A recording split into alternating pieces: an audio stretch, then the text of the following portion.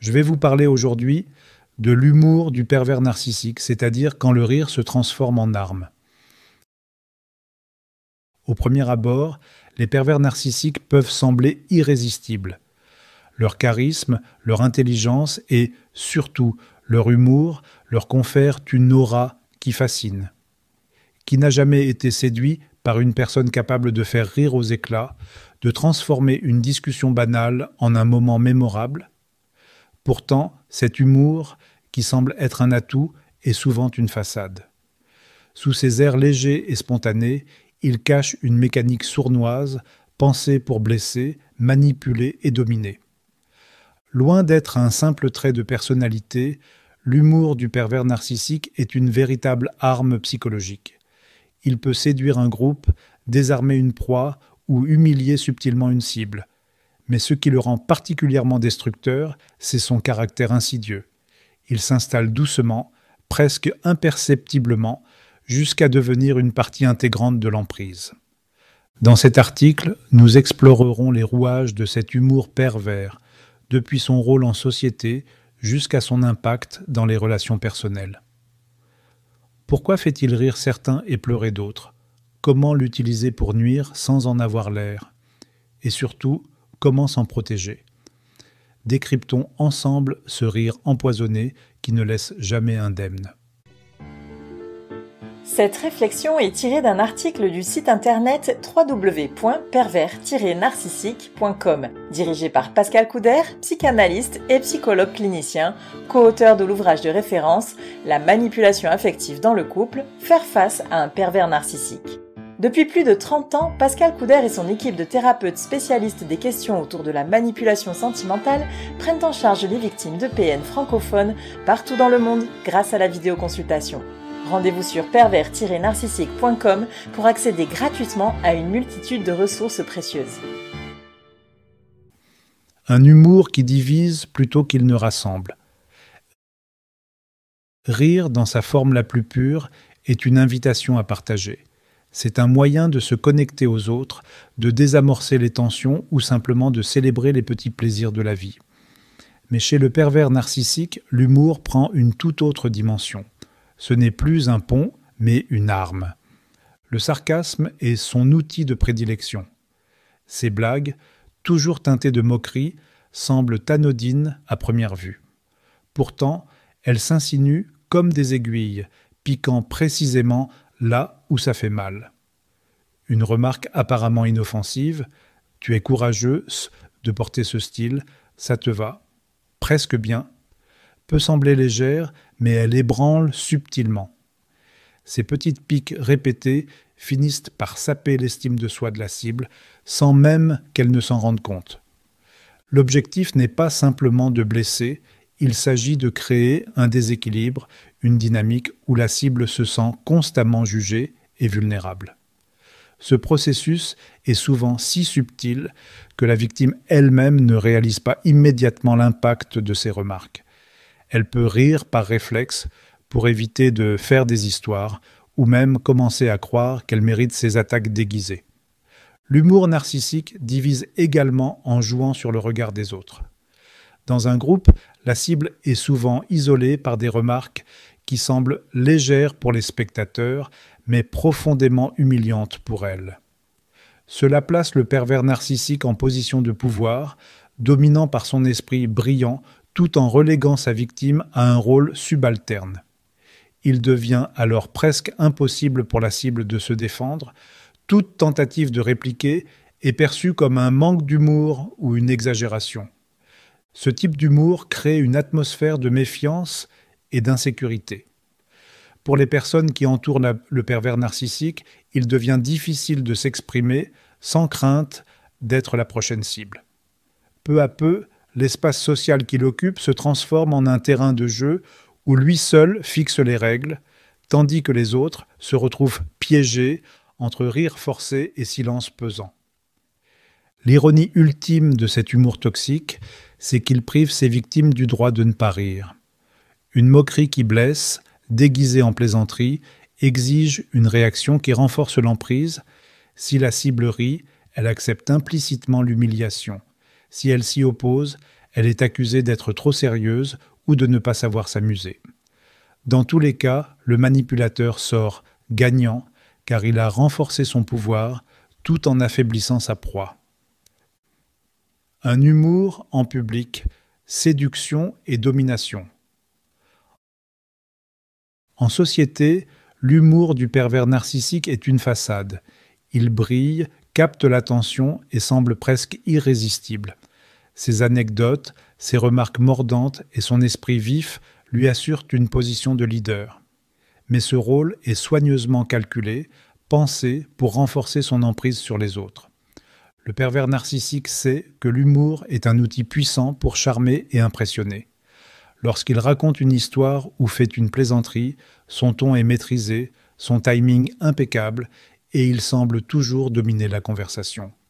Tout cela lui permet de créer une image flatteuse de lui-même, celle d'une personne drôle, décontractée et séduisante.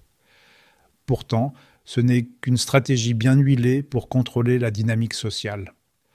Dans ce cadre, il choisit souvent une cible parmi l'auditoire, un collègue, un ami ou même un membre de sa famille et oriente ses plaisanteries à ses dépens. Les remarques sont souvent subtiles, voire ambiguës, de sorte qu'elles semblent inoffensives pour les spectateurs. Pourtant, pour la cible, elles sont profondément blessantes, car elles touchent des failles ou des insécurités connues. Par exemple, « Tu te souviens quand tu as essayé de cuisiner ? Heureusement que je suis là pour sauver les repas. » Sous couvert d'humour, il humilie, mais sans que cela soit immédiatement perçu comme tel par le groupe. Ces attaques voilées, enveloppées d'un rire collectif, servent à asseoir son pouvoir. Elles lui permettent de rabaisser sa cible tout en apparaissant comme quelqu'un de charismatique. La cible, déstabilisée, hésite souvent à réagir. Que faire ? Rire avec les autres, au risque de valider cette humiliation, ou tenter de se défendre, au risque de paraître susceptible. C'est là que le piège se referme.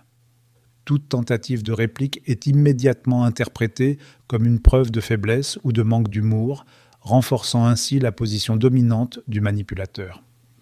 Le groupe, lui, préfère généralement rester silencieux. Pourquoi ?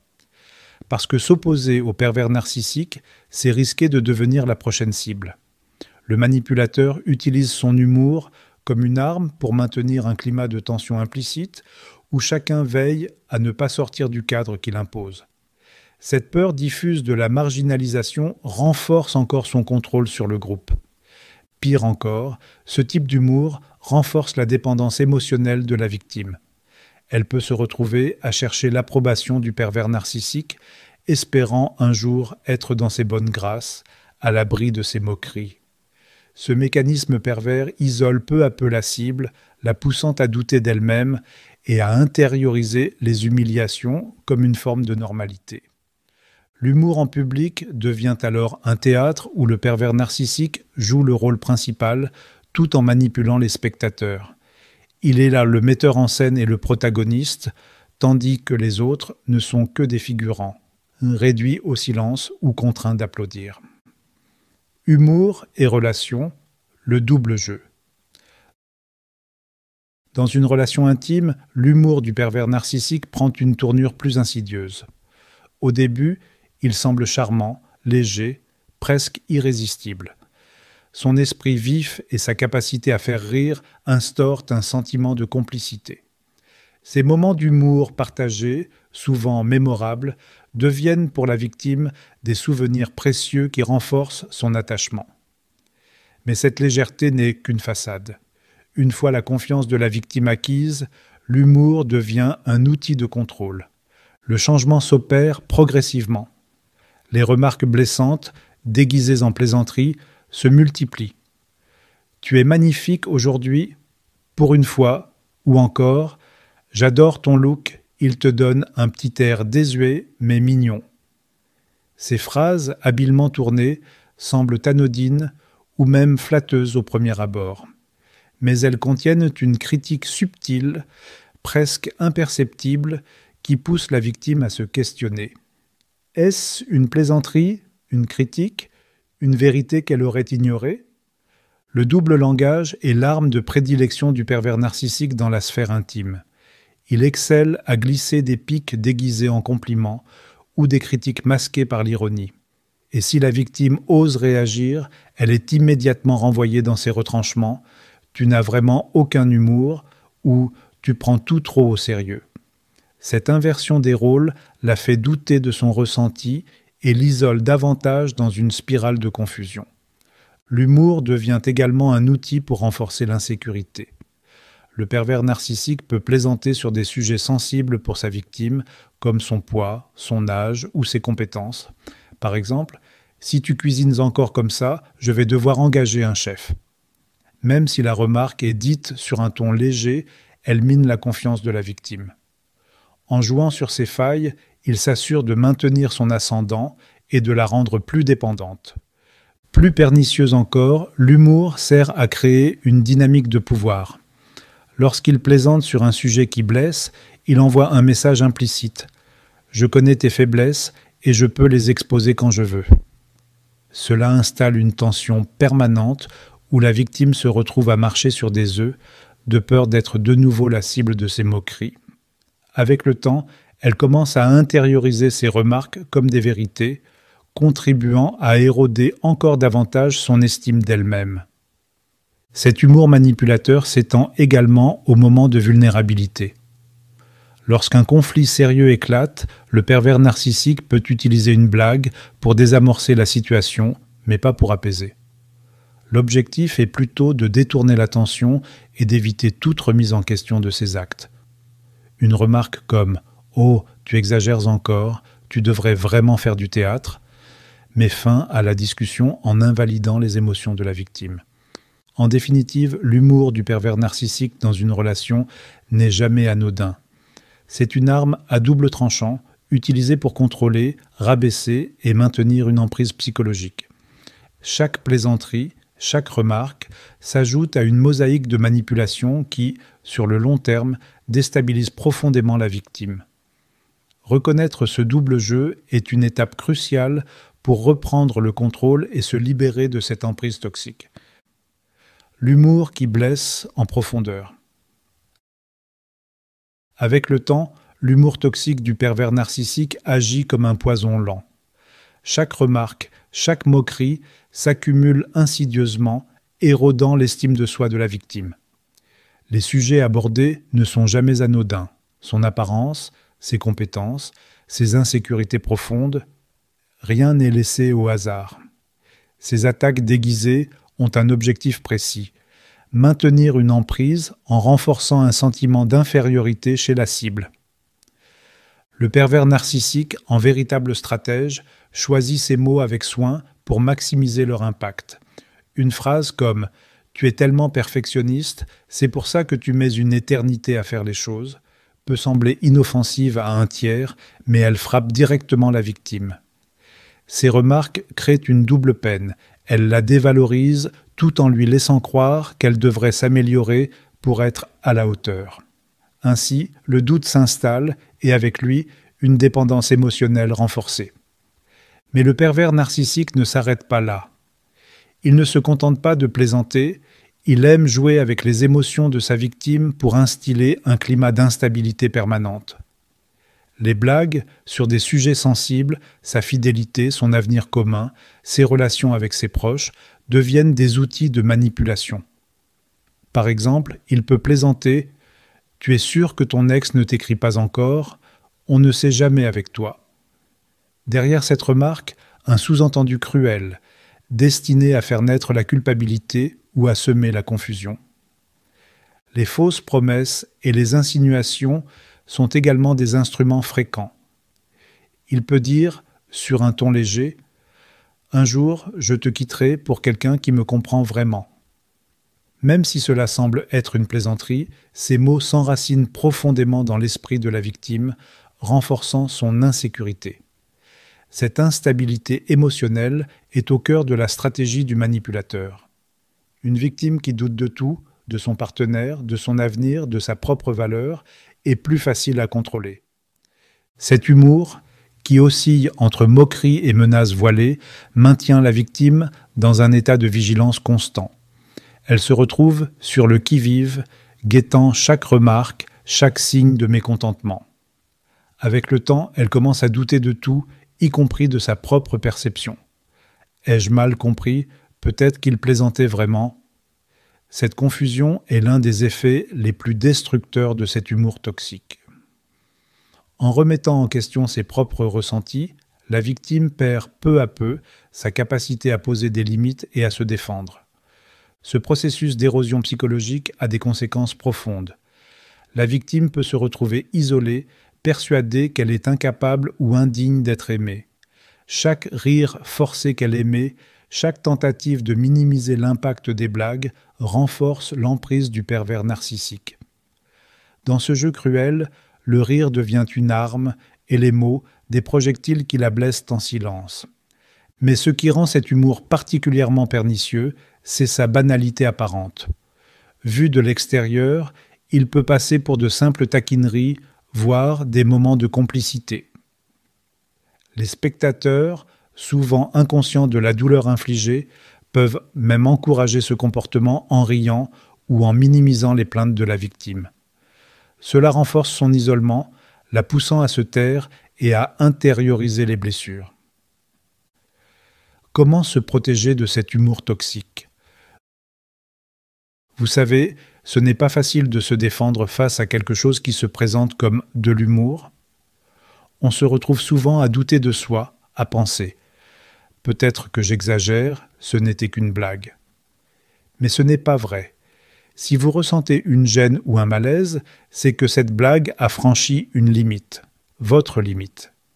Et cela, c'est quelque chose que vous avez tout à fait le droit de respecter. Protéger son espace émotionnel face à ce genre d'humour toxique, c'est avant tout un processus. Cela demande du temps, un peu de réflexion et beaucoup de bienveillance envers vous-même. Voici des étapes concrètes pour vous aider à avancer à votre rythme. Écoutez ce que vous ressentez. C'est souvent la partie la plus difficile parce qu'on a tendance à minimiser. On se dit « peut-être que j'en fais trop » ou « ce n'est pas si grave ». Pourtant, ce que vous ressentez est important. Si une remarque ou une plaisanterie vous laisse un poids sur le cœur ou un nœud dans le ventre, c'est qu'elle a franchi une limite. Essayez de mettre des mots sur ce que vous ressentez. Est-ce de la gêne, de la tristesse, de la colère ? Vous n'avez pas besoin de tout analyser sur le moment. Parfois, il suffit de reconnaître que ça ne passe pas. Votre ressenti est une boussole et le suivre est le premier pas pour reprendre le contrôle. Posez des limites d'une façon qui vous ressemble. Poser des limites, ça ne veut pas dire hausser le ton ou entrer dans une confrontation. Ça peut être aussi simple que de dire d'un ton calme mais ferme « je ne trouve pas ça drôle ». Cette remarque me dérange, je préfère qu'on change de sujet. L'important, ce n'est pas de convaincre l'autre ou de le remettre à sa place. L'objectif, c'est de vous affirmer, de vous rappeler à vous-même que ce genre de comportement ne vous convient pas. Si la personne minimise ou insiste, vous n'avez pas besoin d'argumenter. Restez ferme, je préfère qu'on s'arrête là. Votre limite, c'est vous qui la définissez, pas l'autre.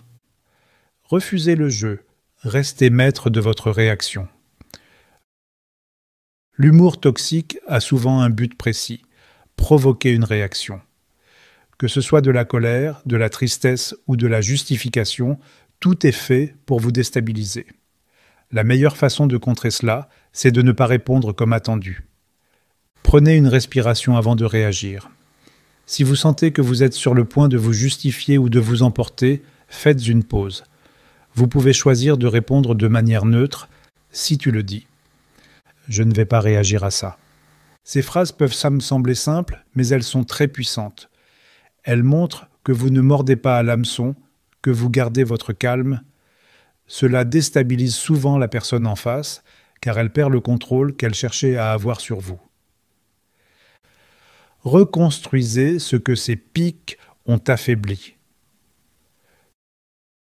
Ce type de remarque, à force de répétition, finit par entamer la confiance en soi. vous commencez à vous demander « Et si c'était vrai ?» C'est là que vous devez contrebalancer. Pas en vous répétant des affirmations positives toutes faites, mais en vous reconnectant à ce qui fait vraiment votre valeur. Prenez un moment pour penser à des situations où vous avez fait preuve de courage, d'intelligence ou de compassion. Des moments où vous vous êtes senti fier de vous, même pour des choses simples. Ces souvenirs sont importants parce qu'ils vous rappellent qui vous êtes réellement au-delà de ces critiques déguisées. Et n'oubliez pas, les mots que l'autre utilise contre vous ne définissent pas votre valeur. Ils parlent souvent plus de ses propres insécurités que de vous. En conclusion, un rire qui détruit, mais pas irréversiblement. L'humour du pervers narcissique est une arme subtile et redoutable. Derrière son apparente légèreté se cache une stratégie profondément manipulatrice qui érode lentement mais sûrement l'estime de soi de sa victime.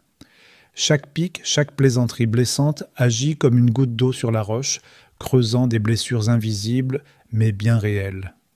Cet humour n'a rien d'innocent. Il vise à contrôler, à rabaisser, tout en maintenant une apparence de normalité. Mais il est important de rappeler une chose essentielle, ces mécanismes, une fois identifiés, perdent une grande partie de leur pouvoir. En prenant du recul, en reconnaissant la toxicité de cet humour, il devient possible de s'en protéger. Cela ne se fait pas d'un coup, mais pas à pas, en réapprenant à poser des limites et en refusant de laisser ces remarques vous définir. Reprendre le contrôle, c'est aussi réinvestir le rire dans ce qu'il a de beau. Une manière de se connecter aux autres, de partager, de se réjouir. Libéré de l'humour toxique, vous pouvez retrouver cet espace où le rire devient à nouveau un plaisir, une source de légèreté et de bien-être, et non une arme pointée contre vous. Parce qu'un véritable humour, celui qui unit au lieu de détruire, est ce que vous méritez vraiment.